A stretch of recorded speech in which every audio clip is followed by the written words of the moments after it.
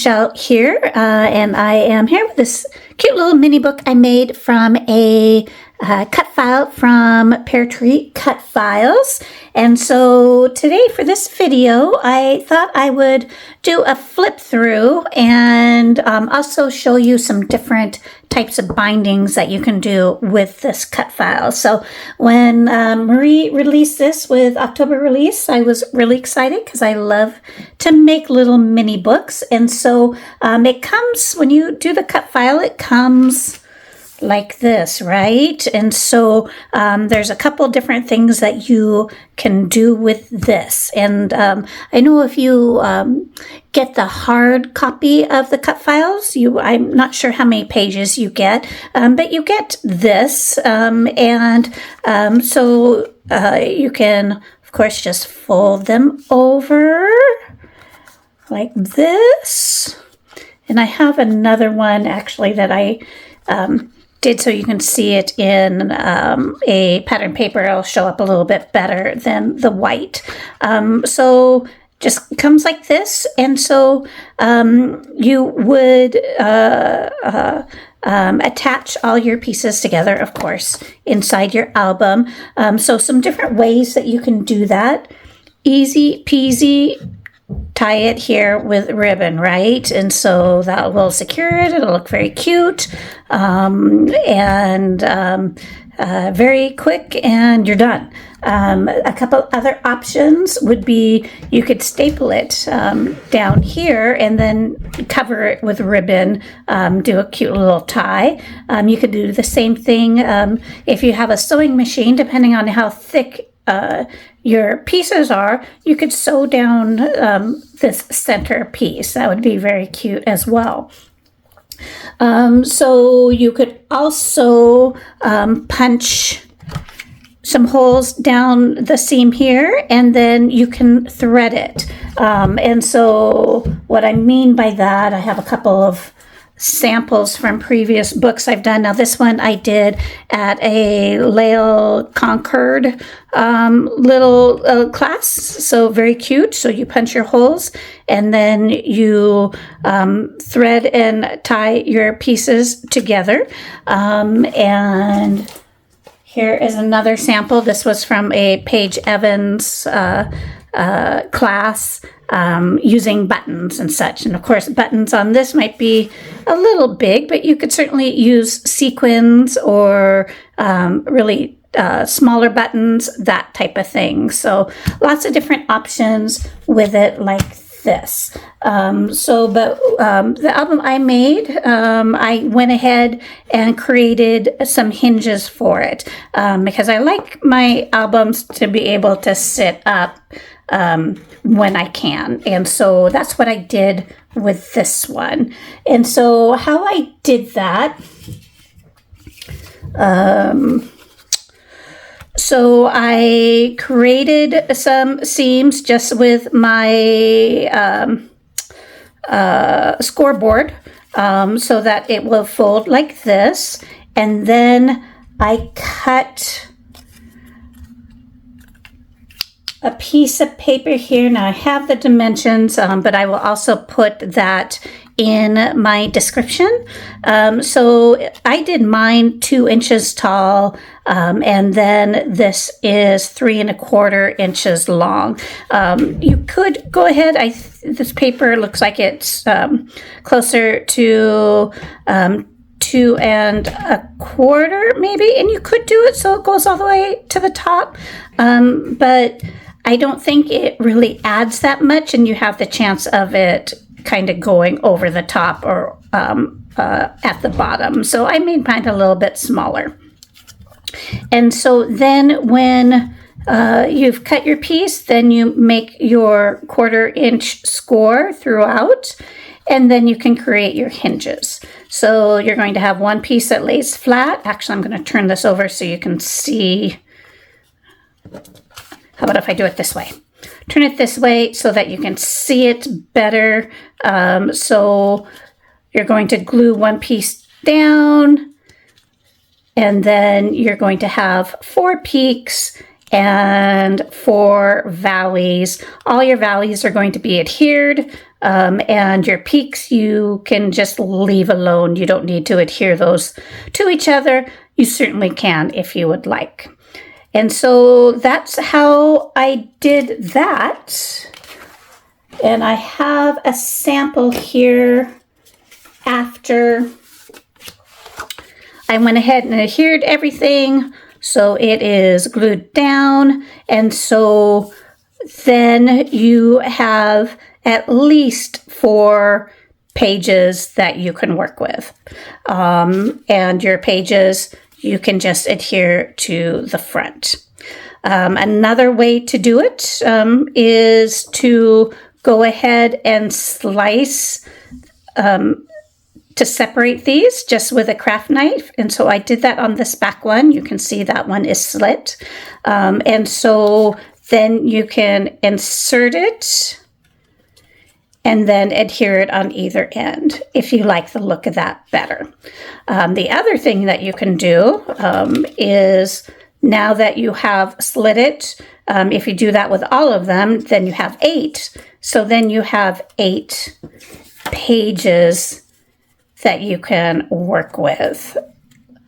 Yeah, so I hope that all kind of makes sense. You can certainly reach out to me if you have any questions, and I'll kind of show you more when I'm doing my flip through. So here is my little book. And so I did, as you can see here, I do have a Cricut machine, and so I took the cut file and I cut it out in 2 layers of thin chipboard as well, and just glued those together for my front and my back and my spine. And so that made the spine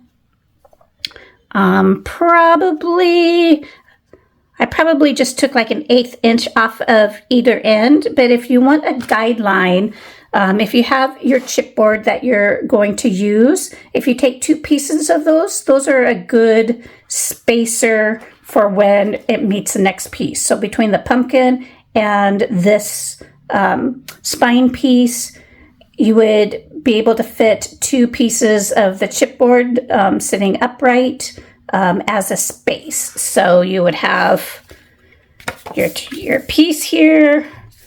Say this is each chipboard, and you put it together like this. That's how much space you would have in between. I hope that, again, let me know if you have questions about that. But that's just an easy way to know how much to space things. So I did that on either side, and then covered it with my front and my back, and that gave me my cover. So I did, since it has chipboard, there's a couple different ways you can do the spine. You could leave it, but it might show some wear and tear or kind of break a bit because it is just paper. I took ribbon and glued it to the spine. You can do bookbinder tape.